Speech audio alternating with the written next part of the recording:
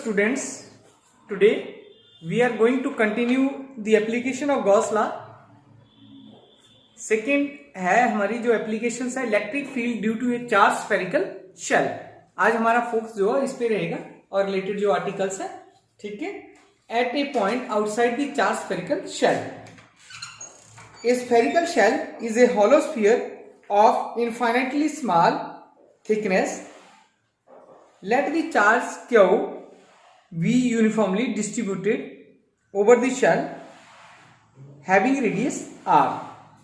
So we take a point P on outside the spherical shell at a distance x from the center या from the origin of the shell.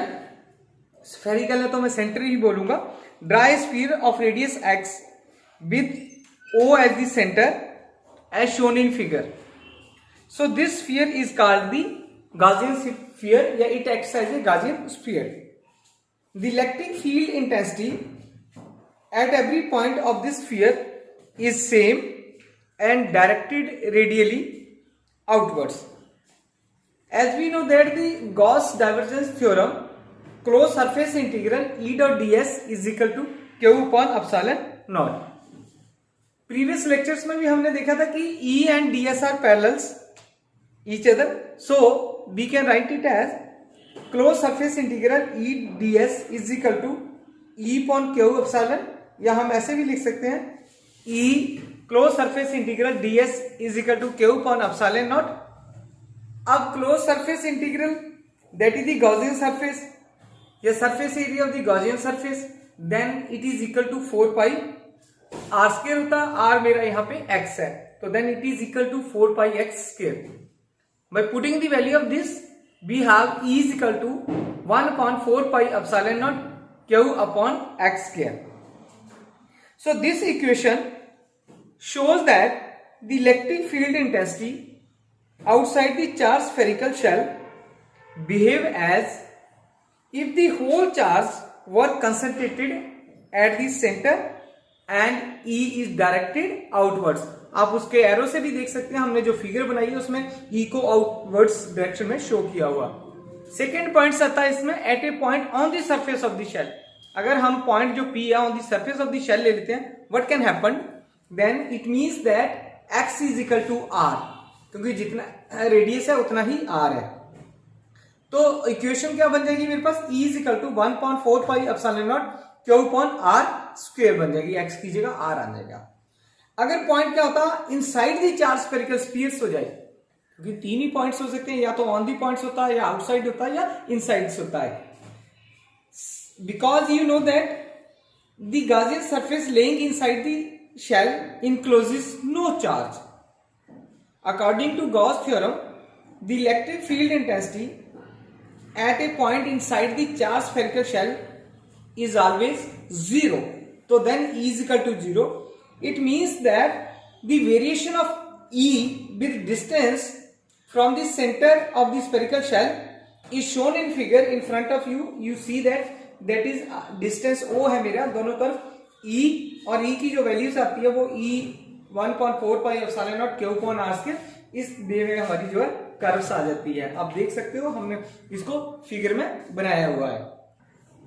Next, electric field due to an infinite line charge.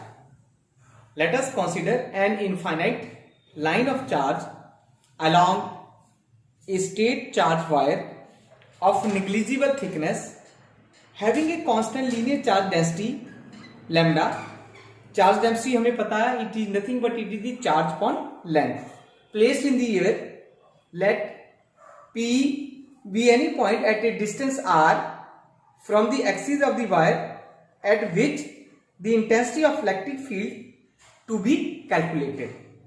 So let us draw a closed cylindrical Gaussian surface having length L and radius r around the line charge as shown in figure. The Gaussian surface can be divided into 3 sections, that is S1, S2 and S3. Consider an element of surface of area ds on each of these surface so as according to Gauss theorem close surface integral E dot D S is equal to Q upon epsilon. अब charge किसके बराबर था हमारे पास, lambda L upon epsilon naught, क्योंकि अभी हमने पढ़ा था linear charge density lambda is equal to charge upon length, तो हमने lambda into L is equal to किसके बराबर कर लिया, चार्ज के बराबर कर लिया, ठीक है, राइट। देन सिंप्लीफाई, क्योंकि हमने अभी देखा कि ये 3 सेक्शंस में डिवाइड है, तो then close surface integral S1 d dot D s plus section second S2 and section S3 third, ये तीनों जो है सेम इस वे में आ सकती है हमारे पास, ठीक है। ds1 ds2 and ds3 is equal to lambda L upon epsilon naught. As you know that the electric field E is perpendicular to the ds for section S1 and S2. So S1 and S2 is equal to किसके बराबर हो जाएगा, 0 के बराबर हो जाएगा, क्योंकि हमने 0 टर्म कर लिया है, S1 और S2 परपेंडिकुलर टू ds है, तो परपेंडिकुलर में 0 हो जाएगा, बचेगा कौन सा हमारे पास, S3 पोर्शंस बच जाएगा। E डॉट डी एस, इसमें हम ऐसे भी लिख सकते हैं इसको, but E dot D S is equal to surface integral E S cos theta, theta कितना है यहाँ पे 0 डिग्री है, तो then E S cos theta is equal to lambda L upon epsilon.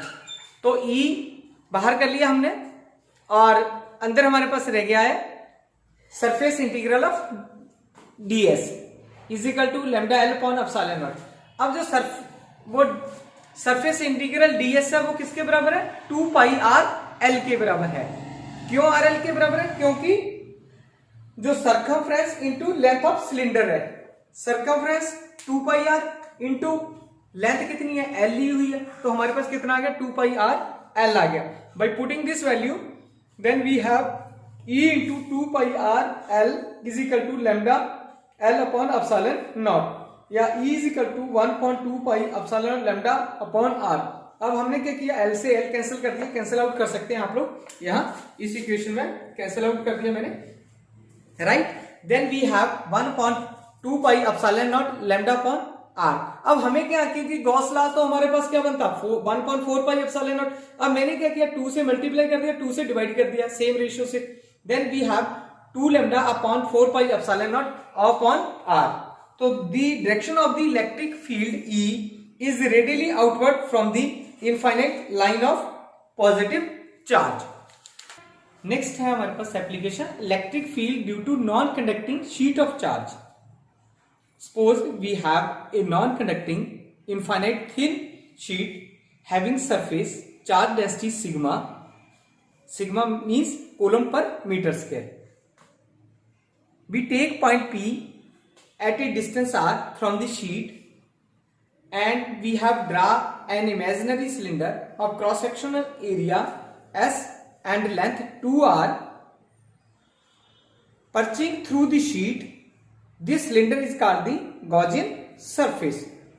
The charge enclosed by the Gaussian surface is given by Q is equal to sigma into s. sigma क्या था हमारे पास, surface charge density है, right? According to Gauss theorem, closed surface integral E dot ds is equal to Q upon epsilon naught is equal to sigma s upon epsilon naught. Sigma जो था हमारे पास surface charge density थी, ठीक है। Since the Gaussian cylindrical surface consists of 3 surfaces S1, S2 and S3, this equation यानी above equation can be written in this way that closed surface integral S1 E dot ds plus closed surface integral S2 E dot ds plus surface integral S3 E dot ds is equal to sigma s upon epsilon naught. As we know that the E is perpendicular to ds for the surface S3, therefore E dot ds किसका होगा, perpendicular, यानी it means that the cos 90 degree हो जाएगा। अगर now cos 90 degree है तो value 0 होती है, then we multiply 0 into E dot ds या any quantity multiply by 0 is equal to 0।